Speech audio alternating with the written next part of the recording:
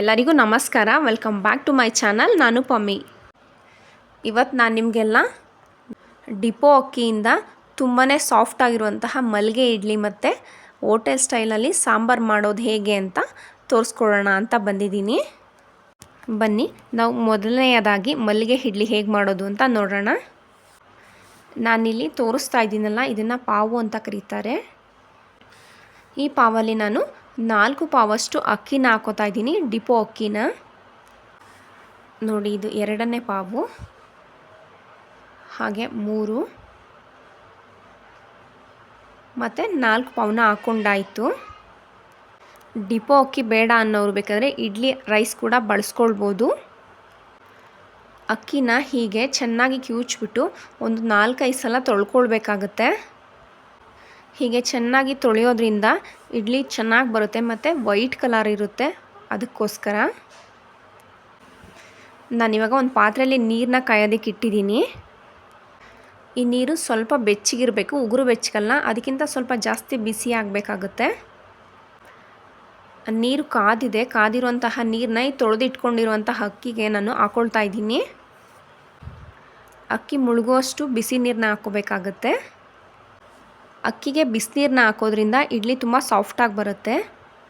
ಇವಾಗ ಒಂದು ಪ್ಲೇಟ್ ಮುಚ್ಚಿಡ್ತಾ ಇದ್ದೀನಿ, ಅದು ಬಿಸಿ ಆರೋದಕ್ಕಿಂತ ಮೊದಲು. ನೆಕ್ಸ್ಟ್ ನಾವು ಅದೇ ಪಾವಲ್ಲಿ 1 ಪಾವಷ್ಟು ಉದ್ದಿನ ಬೇಳೆನ ತೊಗೋತಾ ಇದ್ದೀನಿ. ನೀವು ಬೇಕಿದ್ರೆ ಉದ್ದಿನ ಕಾಳು ಕೂಡ ಹಾಕ್ಕೊಳ್ಬೋದು. ಇದ್ರ ಜೊತೆಗೆ 1 ಟೇಬಲ್ ಸ್ಪೂನ್ ಆಗೋಷ್ಟು ಮೆಂತ್ಯನ ಹಾಕೋತಾ ಇದ್ದೀನಿ. ನೀವು ಮೆಂತ್ಯನ 1 ಟೇಬಲ್ ಸ್ಪೂನ್ಗಿಂತ ಜಾಸ್ತಿ ಆಗಿದ್ರೆ ಕಹಿ ಬಂದುಬಿಡುತ್ತೆ. ಇವಾಗ ಅಕ್ಕಿ ಹಾಕ್ಕೊಂಡಲ್ಲ, ಅದೇ ಪಾವಲ್ಲಿ 1/4 ಪಾವು ಆಗೋಷ್ಟು ನಾನು ಸಬ್ಬಕ್ಕಿನ ಹಾಕೋತಾ ಇದ್ದೀನಿ. ಸಬ್ಬಕ್ಕಿನ ನೀವು ಮೀಡಿಯಮ್ ಸೈಜು ಅಥವಾ ಚಿಕ್ಕ ಸೈಜು ಯಾವ್ದು ಬೇಕಾದ್ರೂ ಹಾಕ್ಕೊಳ್ಬೋದು. ನೀರು ಹಾಕ್ಬಿಟ್ಟು ಇದನ್ನು ಚೆನ್ನಾಗಿ ತೊಳ್ಕೊಬೇಕು. ಉಜ್ಜಿ ತೊಳ್ಕೊಬೇಕು, ಆದರೆ ಅಕ್ಕಿ ಅಷ್ಟೇನು ತೊಳೆಯೋಷ್ಟಿಲ್ಲ. ಒಂದು 2 to 3 ಟೈಮ್ಸ್ ತೊಳ್ಕೊಂಡ್ರೆ ಸಾಕಾಗುತ್ತೆ.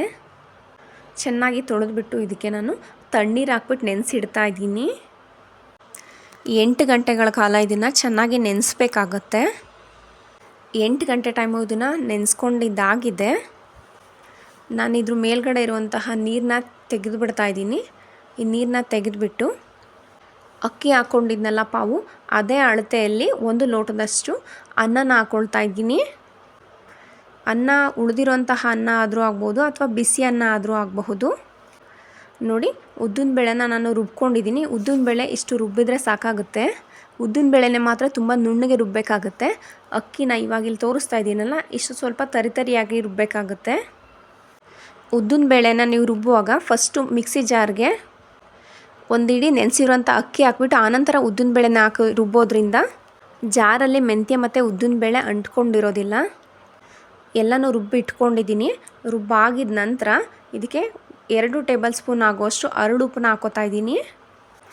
ಅರಳುಪ್ಪನ್ನ ಹಾಕ್ಬಿಟ್ಟು ಹೀಗೆ ಚೆನ್ನಾಗಿ ಕೈಯಲ್ಲಿ ತಿರುಗಿಸ್ಬೇಕಾಗುತ್ತೆ. ಕೈಯಲ್ಲಿ ಹೀಗೆ ಚೆನ್ನಾಗಿ ಕಲಿಸೋದ್ರಿಂದ ಇಡ್ಲಿ ಹಿಟ್ಟು ತುಂಬ ಚೆನ್ನಾಗಿ ಉಕ್ಕು ಬರುತ್ತೆ. ಇದನ್ನೆಲ್ಲ ಚೆನ್ನಾಗಿ ಕಲಿಸ್ಬಿಟ್ಟು ಒಂದು ಮುಚ್ಚಳ ಮುಚ್ಚಿಡ್ತಾ ಇದ್ದೀನಿ. ಇದು ಸ್ವಲ್ಪ ಚೆನ್ನಾಗಿ ಉಕ್ಕು ಬರಲಿ ಅನ್ನೋ ಕಾರಣಕ್ಕೆ ಒಂದು ಕಲ್ಲು ಕೂಡ ಇಡ್ತಾ ಇದ್ದೀನಿ, ಕುಟಾಣಿಯನ್ನು.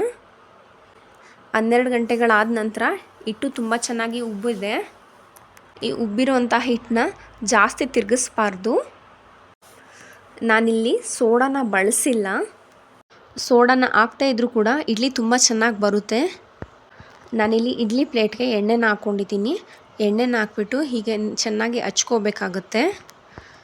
ಎಣ್ಣೆನ ಸ್ವಲ್ಪ ಜಾಸ್ತಿ ಹಾಕಿದ್ರೆ ಇಡ್ಲಿ ತುಂಬ ಬೇಗ ತೆಗಿಬಹುದು. ಇಡ್ಲಿ ಪ್ಲೇಟ್ಗೆ ಇಡ್ಲಿ ಹಿಟ್ಟನ್ನು ಹಾಕ್ಕೊಳ್ತಾ ಇದ್ದೀನಿ. ಹಿಟ್ಟನ್ನು ತುಂಬ ಹಾಕ್ಕೊಳ್ಬಾರ್ದು, ಸ್ವಲ್ಪ ಕಮ್ಮಿಯಾಗಿಯೇ ಹಾಕ್ಕೋಬೇಕಾಗತ್ತೆ. ನಾನು ಈ ವಿಡಿಯೋದಲ್ಲಿ ತೋರಿಸಿರೋ ರೀತಿ ನೀವು ಇಡ್ಲಿನ ಅಳತೆ ಪ್ರಮಾಣ ಎಲ್ಲ ಕರೆಕ್ಟಾಗಿ ಹಾಕಿದ್ರೆ ಇಡ್ಲಿ ತುಂಬಾ ಸಾಫ್ಟಾಗಿ ಚೆನ್ನಾಗಿ ಬರುತ್ತೆ.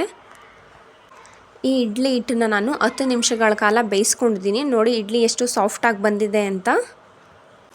ನೀವು ಇಡ್ಲಿ ಪಾತ್ರೆ ದೊಡ್ಡದಾದರೆ ಇನ್ನೊಂದು 5 ನಿಮಿಷ ಎಕ್ಸ್ಟ್ರಾ ಬೇಯಿಸ್ಕೊಳ್ಬೇಕಾಗತ್ತೆ.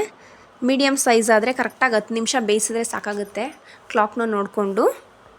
ಇಡ್ಲಿ ಅಂತೂ ರೆಡಿ ಆಯಿತು. ನೆಕ್ಸ್ಟ್ ಇದಕ್ಕೆ ಸಾಂಬಾರು ಹೇಗೆ ಮಾಡೋದು ಅಂತ ನೋಡೋಣ ಬನ್ನಿ. ಸಾಂಬಾರಿಗೆ ಮೊದಲನೇದಾಗಿ ಪೌಡ್ರನ್ನ ಮಾಡ್ಕೊಳ್ತಾ ಇದ್ದೀನಿ. ಒಂದು ಬಾಣಲಿನ ಇಟ್ಬಿಟ್ಟು ಅದಕ್ಕೆ ಎಣ್ಣೆನ ಹಾಕ್ತೆ. ಒಂದು 2 ಟೇಬಲ್ ಸ್ಪೂನ್ ಅಷ್ಟು ಎಣ್ಣೆ ಕಾದ ನಂತರ 2 ಟೇಬಲ್ ಸ್ಪೂನ್ ಆಗೋಷ್ಟು ಕಡಲೆಬೇಳೆ ಮತ್ತು 2 ಟೇಬಲ್ ಸ್ಪೂನ್ ಆಗೋಷ್ಟು ಉದ್ದಿನಬೇಳೆ ಮತ್ತು ಅರ್ಧ ಟೇಬಲ್ ಸ್ಪೂನ್ ಆಗೋಷ್ಟು ಮೆಂತ್ಯನ ಹಾಕ್ಕೊಳ್ತಾ ಇದ್ದೀನಿ. ಈ ಮೂರನ್ನು ಗೋಲ್ಡನ್ ಬ್ರೌನ್ ಆಗೋಷ್ಟು ಚೆನ್ನಾಗಿ ಹುರ್ಕೋಬೇಕಾಗುತ್ತೆ ಲೋ ಫ್ಲೇಮಲ್ಲಿ.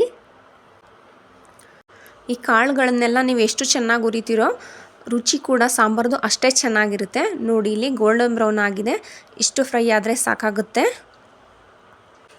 ಇದ್ರ ಜೊತೆಗೆ ನಾನು 1 ಇಂಚ್ ಆಗುವಷ್ಟು ಚಕ್ಕೆನ ಹಾಕ್ಕೊಳ್ತಾ ಇದ್ದೀನಿ. ಈ ಚಕ್ಕೆ ಯಾಕೆ ಅಂದರೆ ಸಾಂಬಾರು ತುಂಬ ಚೆನ್ನಾಗಿ ಸ್ಮೆಲ್ ಬರಲಿ ಅನ್ನೋ ಕಾರಣಕ್ಕೆ. ನಾನಿಲ್ಲಿ 6 ಟೇಬಲ್ ಸ್ಪೂನ್ ಆಗುವಷ್ಟು ಧನಿಯಾನ ಹಾಕ್ಕೋತಾ ಇದ್ದೀನಿ. ನೀವು 1 ಟೇಬಲ್ ಸ್ಪೂನ್ ಅಳತೆ ತೊಗೊಳ್ಳೋದಾದರೆ 3 ಟೇಬಲ್ ಸ್ಪೂನಷ್ಟು ಧನಿಯಾನ ತೊಗೋಬೇಕಾಗುತ್ತೆ. ನಾನಿಲ್ಲಿ 2 ಟೇಬಲ್ ಸ್ಪೂನಷ್ಟು ಕಡಲೆಬೇಳೆ ಮತ್ತು ಉದ್ದಿನಬೇಳೆನ ತೊಗೊಂಡಿರೋದ್ರಿಂದ 6 ಟೇಬಲ್ ಸ್ಪೂನಷ್ಟು ಧನಿಯಾನ ಹಾಕ್ಕೊಂಡಿದ್ದೀನಿ. ಇದು ಸ್ವಲ್ಪ ಫ್ರೈ ಆದ ನಂತರ ನೆಕ್ಸ್ಟ್ ಇದಕ್ಕೆ 1.5 ಟೇಬಲ್ ಸ್ಪೂನ್ ಆಗುವಷ್ಟು ಜೀರಿಗೆನ ಹಾಕ್ಕೊಳ್ತಾ ಇದ್ದೀನಿ. ಜೀರಿಗೆ ಬೇಕಿದ್ರೆ ಇನ್ನು ಸ್ವಲ್ಪ ಜಾಸ್ತಿ ಕೂಡ ಹಾಕ್ಕೊಳ್ಬಹುದು. ಟೇಸ್ಟು ಮತ್ತು ಸ್ಮೆಲ್ಲು ಎರಡು ತುಂಬ ಚೆನ್ನಾಗಿರುತ್ತೆ. ಇದು ಸ್ವಲ್ಪ ಫ್ರೈ ಆದ ನಂತರ ನೆಕ್ಸ್ಟು ಬ್ಯಾಡಗಿ ಮೆಣಸಿನ್ಕಾಯಿನ ಹಾಕ್ಕೊಳ್ತಾ ಇದ್ದೀನಿ. 15 ಬ್ಯಾಡಗಿ ಮೆಣಸಿನ್ಕಾಯಿನ ನಾನು ಇಲ್ಲಿ ಹಾಕ್ಕೊಂಡಿದ್ದೀನಿ. ನಿಮಗೆ ಅಳತೆ ಗೊತ್ತಾಗಿಲ್ಲ ಅಂದರೆ ಧನಿಯಾನ ಹಾಕ್ಕೊಳ್ತೀರಲ್ಲ ಅದನ್ನು ಒಂದು ಕಪ್ಪಲ್ಲಿ ಅಳತೆ ಮಾಡಿಕೊಂಡು ಅದೇ ಕಪ್ಪಲ್ಲಿ ಮೆಣಸಿನ್ಕಾಯಿನ ತೊಗೊಳ್ಬೋದು. ನೆಕ್ಸ್ಟು ತೊಳೆದಿಟ್ಕೊಂಡಿರುವಂಥ ಕರಿಬೇವಿನ ಸೊಪ್ಪನ್ನ ಹಾಕ್ಕೊಳ್ತಾ ಇದ್ದೀನಿ. ಇದನ್ನೆಲ್ಲ ಸ್ವಲ್ಪ ಕ್ರಿಸ್ಪಿ ಆಗೋಷ್ಟು ಹುರ್ಕೋಬೇಕಾಗತ್ತೆ. ಇದೆಲ್ಲ ಫ್ರೈ ಆಗ್ತಾ ಇದ್ದಾಗೇ ತುಂಬಾ ಚೆನ್ನಾಗಿ ಸ್ಮೆಲ್ ಬರುತ್ತೆ. ಸ್ಟವ್ ಆಫ್ ಮಾಡಿಬಿಟ್ಟು 1 ಟೇಬಲ್ ಸ್ಪೂನ್ ಆಗುವಷ್ಟು ಗಸಗಸೆನ ಹಾಕ್ಕೋತಾ ಇದ್ದೀನಿ. ಅರ್ಧ ಟೇಬಲ್ ಸ್ಪೂನ್ ಆಗುವಷ್ಟು ಇಂಗನ್ನ ಹಾಕ್ಕೋತಾ ಇದ್ದೀನಿ.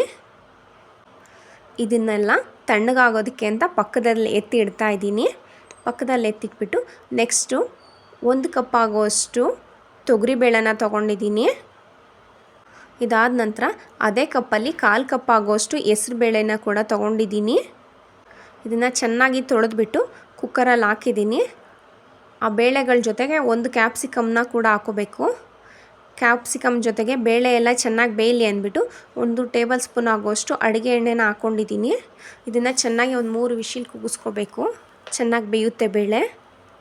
ನಾನು ಹುರಿದು ಇಟ್ಕೊಂಡಿರುವಂತಹ ಬೇಳೆ ಎಲ್ಲನೂ ಪೌಡ್ರ್ ಮಾಡ್ಕೊಂಡಿದ್ದೀನಿ. ಈ ಪೌಡ್ರನ್ನ ಬೇರೆ ಬಾಕ್ಸಲ್ಲಿ ತೆಗೆದಿಟ್ಬಿಟ್ಟು 1 ಕಪ್ ಆಗುವಷ್ಟು ತೆಂಗಿನಕಾಯಿ ತುರಿನ ಅದೇ ಮಿಕ್ಸಿ ಜಾರಲ್ಲಿ ಹಾಕಿ ರುಬ್ಕೊಳ್ತೀನಿ. ಬೇಳೆ ತುಂಬ ಚೆನ್ನಾಗಿ ಬೇಯಿಸ್ಕೊಂಡಿದ್ದೀನಿ. ಸಾಂಬಾರಿಗೆ ಅಂತ ಒಂದು ಪಾತ್ರೆನ ಬಿಸಿಗಿಟ್ಟಿದ್ದೀನಿ. ಬಿಸಿಯಾದ ನಂತರ ಒಂದು 5 ಟೇಬಲ್ ಸ್ಪೂನ್ ಆಗುವಷ್ಟು ಅಡುಗೆ ಎಣ್ಣೆನ ಹಾಕ್ಕೊಳ್ತಾ ಇದ್ದೀನಿ.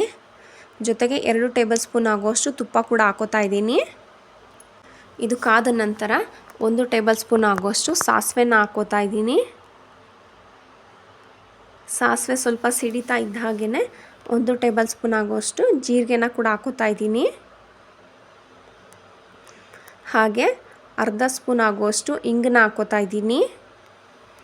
ಇಂಗನ್ನ ಒಗ್ಗರಣೆಗೆ ಹಾಕೋದ್ರಿಂದ ಸ್ಮೆಲ್ಲು ತುಂಬ ಚೆನ್ನಾಗಿರುತ್ತೆ. ನಾನಿಲ್ಲಿ 1 ಕಪ್ ಆಗುವಷ್ಟು ಈರುಳ್ಳಿನ ತೊಗೊಂಡಿದ್ದೀನಿ, ಅಂದರೆ ದೊಡ್ಡ ಸೈಜ್ದು 2 ಈರುಳ್ಳಿನ ಇಲ್ಲಿ ತೊಗೊಂಡಿದ್ದೀನಿ. ಈರುಳ್ಳಿನ ನಾನು ಲೇಯರ್ ಥರ ಬಿಡಿಸಿಟ್ಕೊಂಡಿದ್ದೀನಿ. ನೋಡಿ ಇಲ್ಲಿ ತೋರಿಸ್ತಾ ಇದ್ದೀನಲ್ಲ ಹೀಗೆ. ಈರುಳ್ಳಿ ಸ್ವಲ್ಪ ಫ್ರೈ ಆದ ನಂತರ 1/4 ಕಪ್ ಆಗುವಷ್ಟು ಕರಿಬೇವಿನ ಸೊಪ್ಪನ್ನ ಹಾಕ್ಕೋತಾ ಇದ್ದೀನಿ. ಕರಿಬೇವಿನ ಸೊಪ್ಪು ಆಗಿದ ನಂತರ ಸ್ವಲ್ಪ ಚೆನ್ನಾಗಿ ಹುರ್ಕೋಬೇಕಾಗತ್ತೆ. ಒಂದು 2-3 ನಿಮಿಷಕ್ಕೆಲ್ಲ ಈರುಳ್ಳಿ ಚೆನ್ನಾಗಿ ಫ್ರೈ ಆಗೋಗ್ಬಿಡುತ್ತೆ. ಇಲ್ಲಿ ತೋರಿಸ್ತಾ ಇದ್ದೀನಲ್ಲ ಇಷ್ಟು ಫ್ರೈ ಆದರೆ ಸಾಕಾಗುತ್ತೆ. 1 ಕಪ್ ಆಗುವಷ್ಟು ಸಣ್ಣಕ್ಕೆ ಹೆಚ್ಕೊಂಡಿರುವಂತಹ ಟೊಮೆಟೊನ ತೊಗೊಂಡಿದ್ದೀನಿ. ಮೀಡಿಯಮ್ ಸೈಜ್ದು 3 ಟೊಮೆಟೊನ ಹಾಕ್ಕೊಂಡಿದ್ದೀನಿ. ಟೊಮೆಟೊ ಬೇಗ ಬೇಯಲಿ ಅಂತ 1/4 ಸ್ಪೂನ್ ಆಗುವಷ್ಟು ಉಪ್ಪಿನ ಪುಡಿನ ಹಾಕ್ಕೊಳ್ತಾ ಇದ್ದೀನಿ. ಉಪ್ಪು ಹಾಕಿರೋದ್ರಿಂದ ಟೊಮೆಟೊ ಬೇಗ ಬೆಂದೋಗಿಬಿಡುತ್ತೆ. ಇದೆಲ್ಲ ನೋಡಿ ಇಲ್ಲಿ ಕಾಣಿಸ್ತಾ ಇದೆಯಲ್ಲ, ಇಷ್ಟು ಎಣ್ಣೆ ಬಿಡುವಷ್ಟು ಹುರ್ಕೊಂಡ್ರೆ ಸಾಕಾಗುತ್ತೆ. ಇದನ್ನು ಚೆನ್ನಾಗಿ ಹುರ್ಕೊಂಡ್ರೆ ಟೇಸ್ಟ್ ತುಂಬ ಚೆನ್ನಾಗಿರುತ್ತೆ. ನೆಕ್ಸ್ಟು ನಾನಿಲ್ಲಿ ಒಂದು ನಿಂಬೆಹಣ್ಣು ಸೈಜಷ್ಟು ಹುಣಸೆಹಣ್ಣನ್ನ ನೆನೆಸ್ಕೊಂಡಿದ್ದೀನಿ. ನೆನೆಸ್ಬಿಟ್ಟು ಅದರ ರಸನ ನಾನಿಲ್ಲಿ ಹಾಕ್ಕೊಳ್ತಾ ಇದ್ದೀನಿ. ಹುಣಸೆಹಣ್ಣು ರಸ ಚೆನ್ನಾಗಿ ಕುದಿಯೋಷ್ಟು ಹುರ್ಕೋಬೇಕಾಗತ್ತೆ. ಹಳೆ ಹುಣಸೆಹಣ್ಣಾದರೆ ಕಡಿಮೆ ತೊಗೊಳ್ಳಿ, ಹೊಸ ಹುಣಸೆಹಣ್ಣಾದರೆ 1 ನಿಂಬೆಹಣ್ಣಷ್ಟು ಸಾಕಾಗುತ್ತೆ. 1-2 ನಿಮಿಷ ಚೆನ್ನಾಗಿ ಫ್ರೈ ಮಾಡಿದ್ರೆ ಸಾಕು, ಹುಣಸೆಹಣ್ಣು ನೀರು ಡ್ರೈ ಆಗೋಗ್ಬಿಡುತ್ತೆ. ನೋಡಿ ನಾನು ಮಾಡ್ಕೊಂಡಿರುವಂತಹ ಪೌಡ್ರನ್ನ ಹಾಕ್ಕೊಳ್ತಾ ಇದ್ದೀನಿ. 5 ಟೇಬಲ್ ಸ್ಪೂನ್ ಆಗುವಷ್ಟು ಪೌಡ್ರನ್ನ ಹಾಕ್ಕೊಳ್ತಾ ಇದ್ದೀನಿ. ಈ ಪೌಡ್ರನ್ನ ನೀವು 6 ತಿಂಗಳ ತನಕ ಇಡಬಹುದು, ಆದರೆ ಇಷ್ಟೊಂದು ಫ್ರೆಶ್ ಸ್ಮೆಲ್ ಬರೋದಿಲ್ಲ. ಹಾಗಾಗಿ ನೀವು ಯಾವಾಗ ಬೇಕೋ ಆವಾಗಲೇ ಪೌಡ್ರನ್ನ ಮಾಡ್ಕೊಂಡು ಬಳಸ್ಕೊಳ್ಳೋದು ತುಂಬಾ ಚೆನ್ನಾಗಿರುತ್ತೆ. ನಾನಿವಾಗ ರುಬ್ಬಿರುವಂಥ ಕಾಯಿನ ಹಾಕ್ಕೊಂಡೆ. ನೆಕ್ಸ್ಟು ಬೇಯಿಸಿರುವಂತಹ ಬೇಳೆಕಟ್ಟನ್ನು ಕೂಡ ಹಾಕ್ಕೊಳ್ತಾ ಇದ್ದೀನಿ. ಬೇಳೆ ಏನಾದರೂ ಬೆಂದಿಲ್ಲ ಅಂದರೆ ಸ್ವಲ್ಪ ಸ್ಮ್ಯಾಶ್ ಮಾಡಿಬಿಟ್ಟು ಹಾಕ್ಕೋಬೇಕಾಗುತ್ತೆ. ಇದನ್ನು ಚೆನ್ನಾಗಿ ತಿರುಗಿಸ್ಕೋಬೇಕು. ಇದು ತಿರುಗಿಸ್ಬಿಟ್ಟು ನೋಡಿಬಿಟ್ಟು ಇದಾದ ನಂತರ ಎಷ್ಟು ನೀರು ಬೇಕು ಅನ್ನೋದನ್ನ ನೋಡ್ಬಿಟ್ಟು ಹಾಕ್ಕೊಳ್ಬೇಕಾಗತ್ತೆ. ನೆಕ್ಸ್ಟು ಮಿಕ್ಸಿ ಜಾರನ್ನ ತೊಳೆದ್ಬಿಟ್ಟು ಆ ನೀರನ್ನ ಕೂಡ ಹಾಕೋತಾ ಇದ್ದೀನಿ, ಕಾಯಿ ನೀರು ಇತ್ತಲ್ಲ ಅದನ್ನು. ಸಾಂಬಾರು ನಿಮಗೆ ತುಂಬ ಗಟ್ಟಿ ಇರಬಾರ್ದು, ಹಾಗಂತ ತುಂಬ ತೆಳ್ಳು ಕೂಡ ಇರಬಾರ್ದು. ಒಂದು ಮೀಡಿಯಮ್ ಅಳತೆಯಲ್ಲಿ ಇದ್ರೇ ತುಂಬ ಚೆನ್ನಾಗಿರುತ್ತೆ. ನೋಡಿ ಇಲ್ಲಿ ತೋರಿಸ್ತಾ ಇದ್ದೀನಲ್ಲ, ಅದಕ್ಕಿದ್ರೆ ಸಾಕಾಗುತ್ತೆ ಸಾಂಬಾರು. 1 ಸ್ಪೂನ್ ಆಗೋಷ್ಟು ಬೆಲ್ಲದ ಪುಡಿನ ಹಾಕ್ಕೊಳ್ತಾ ಇದ್ದೀನಿ. ಮತ್ತು ಕಟ್ ಮಾಡ್ಕೊಂಡಿರುವಂತಹ ಕೊತ್ತಂಬರಿ ಸೊಪ್ಪನ್ನ ಹಾಕ್ಕೊಳ್ತಾ ಇದ್ದೀನಿ. ಕೊತ್ತಂಬರಿ ಸೊಪ್ಪನ್ನ ಹಾಕಿದ ನಂತರ ಜಾಸ್ತಿ ಕುದಿಸ್ಕೊಳ್ಬೇಡಿ. ಆದಷ್ಟು ನಾಟಿ ಕೊತ್ತಂಬರಿ ಸೊಪ್ಪನ್ನ ಬಳಸಿ, ಟೇಸ್ಟು ತುಂಬಾ ಚೆನ್ನಾಗಿರುತ್ತೆ. ಇವಾಗ ನಾನು ಇದನ್ನು ಸರ್ವ್ ಮಾಡ್ತಾ ಇದ್ದೀನಿ. ನಾವು ಮಾಡಿರುವಂತಹ ಈ ವಿಡಿಯೋ ನಿಮಗೆ ಇಷ್ಟ ಆಗಿದರೆ ದಯವಿಟ್ಟು ಒಂದು ಲೈಕ್ ಕೊಡಿ, ಹಾಗೆ ಶೇರ್ ಮಾಡಿ. ನಮ್ಮ ಚಾನಲ್ನ ಫಸ್ಟ್ ಟೈಮ್ ನೋಡ್ತಿರೋರು ಸಬ್ಸ್ಕ್ರೈಬ್ ಆಗಿ. ನೋಡಿ ಸಾಂಬಾರು ಇಷ್ಟು ಅದಕ್ಕಿದ್ರೆ ಸಾಕಾಗುತ್ತೆ. ಇಡ್ಲಿ ಕೂಡ ಎಷ್ಟು ಸಾಫ್ಟ್ ಆಗಿದೆ ಅಂದರೆ ಸಾಂಬಾರು ಹಾಕಿದ ತಕ್ಷಣ ಅಬ್ಸರ್ವ್ ಮಾಡ್ತಾ ಇದೆ. ನನಗೆ ಸಪೋರ್ಟ್ ಮಾಡ್ತಿರುವಂತಹ ಪ್ರತಿಯೊಬ್ಬರಿಗೂ ಥ್ಯಾಂಕ್ ಯು ಸೋ ಮಚ್.